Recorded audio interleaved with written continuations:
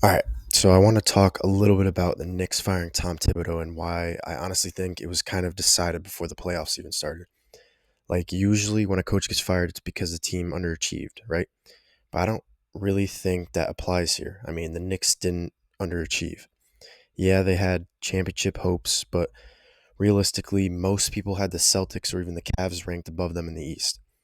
So when they knocked off Boston, that was a surprise, a good one, not something that would normally get a coach fired though.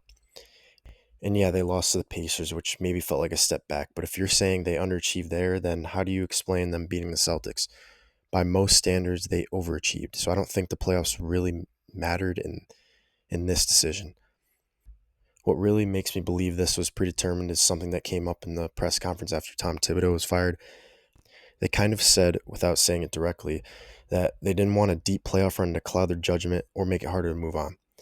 Like they were pretty much already leaning toward firing him. And a trip to the finals would have just made that awkward. That tells me they made up their minds before the run even happened.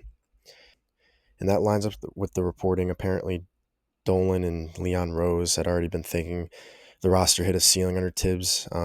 They wanted a different voice.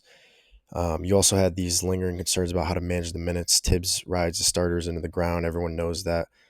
Some guys reportedly weren't thrilled with the lack of bench usage, and honestly, that adds up. You can't expect to keep pushing your core guys 40 plus minutes deep into the playoffs and not feel the consequences, especially if you're trying to build something sustainable. So yeah, I think that stuff, the playing style, the rotations, the idea that things have plateaued, it all led to this decision. And the playoff results didn't really change anything.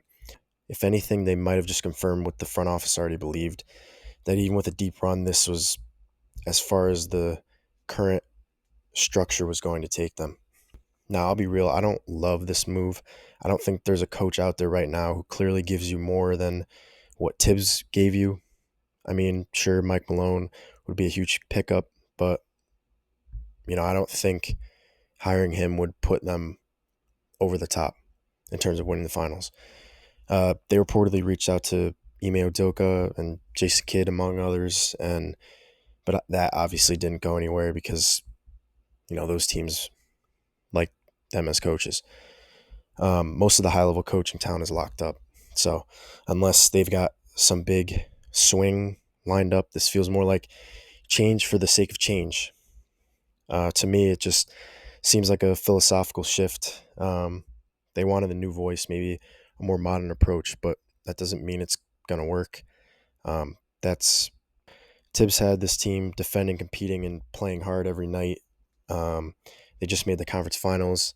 I'm not saying he was perfect, but I'm not sure this move takes them closer to a title either.